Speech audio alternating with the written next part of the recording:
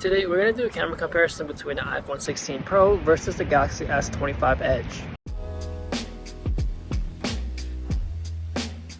So stating the obvious, the Galaxy S25 Edge doesn't have a telephoto lens. Therefore, when you zoom in, it's not going to look clean and sharp like the iPhone 16 Pro. Now, when you're walking around, most likely you're going to be in the range of like 3x to 5x. And I've noticed that even zooming in 5x on a Galaxy S25 Edge, the images comes out pretty good. Now, let's say that if you are more of a person that goes out to concerts a lot and needs to zoom in, then it's going to be pretty difficult with the S25 Edge. Since the max zoom is at 10x, you will quickly find out that that is not enough for you. So looking through these images, it's not until you get to 10x on an Edge, that's when you start to see visible differences between these two phones. For HDR, I feel like the Ultrawide is the biggest difference between them, where on a Galaxy, it does seem like everything is more exposed, so you can see more in the shadows, whereas on an iPhone, it is a bit darker. And then there are the colors, which we all know the Galaxy does have a more punchier, vibrant look to it, especially when you're looking at the grass or the greens. Whereas on an iPhone, it is a bit more muted. Also, when I'm looking through the iPhone photos, sometimes I feel like there's this overall cast of a color. Sometimes it's like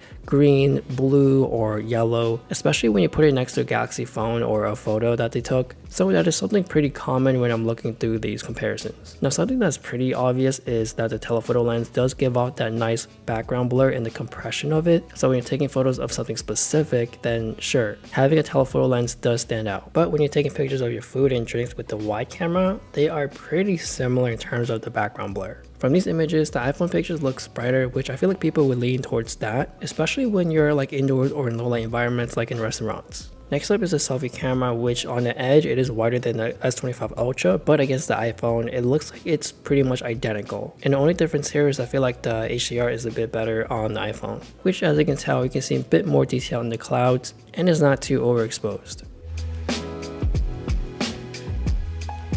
Next is the portrait mode experience, and I feel like 1x and 2x are pretty much identical between these two phones, and since the Edge doesn't have a telephoto lens, it doesn't take advantage of the extra zoom that the iPhone does have, which is a 5x. But then again, I think the 5x is just too much and you need to be pretty far away to take a picture.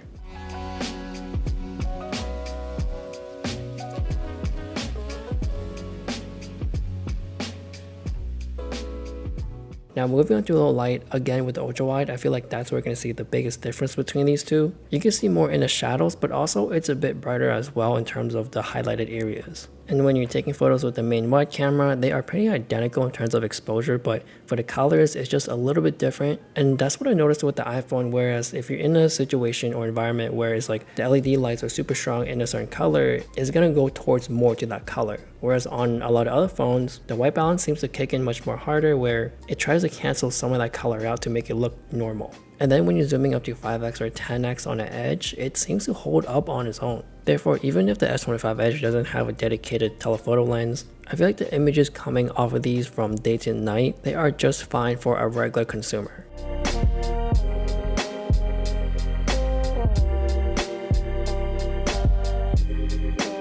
Now moving on to video, the ultra wide on a Galaxy during daytime, pretty much on any Galaxy right now that I've experienced, is just so super smooth. And you can also see the stabilization happening through the phone, but on iPhone, it's pretty shaky and you won't see that stabilization until you play the video. And then moving on to the wide camera lens, they are both pretty good, but I feel like the iPhone is just slightly brighter.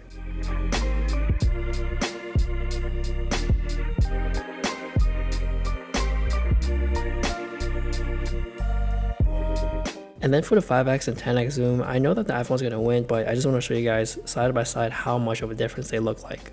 And then if you do start to zoom in during low light, the Galaxy is not going to look any better, but it's still okay. For the ultra wide, it's just like the photos where you can see more in the shadows on the Galaxy, so you can see the top of the building on the S25 Edge, but not really on iPhone. Now I would say that the quality on iPhone is just slightly sharper in my eyes. Now for the colors, I feel like the iPhone's trying to be a bit more natural because it does make the images look a little bit more yellowish on the buildings just because there are some tungsten lighting on the streets. Whereas on a Galaxy, it's just a bit more punchier, so the video does pop more. So that is the comparison between these two phones. Let me know if it's worth getting the S25 Edge during this time. Thanks for watching, and I'll see you guys later.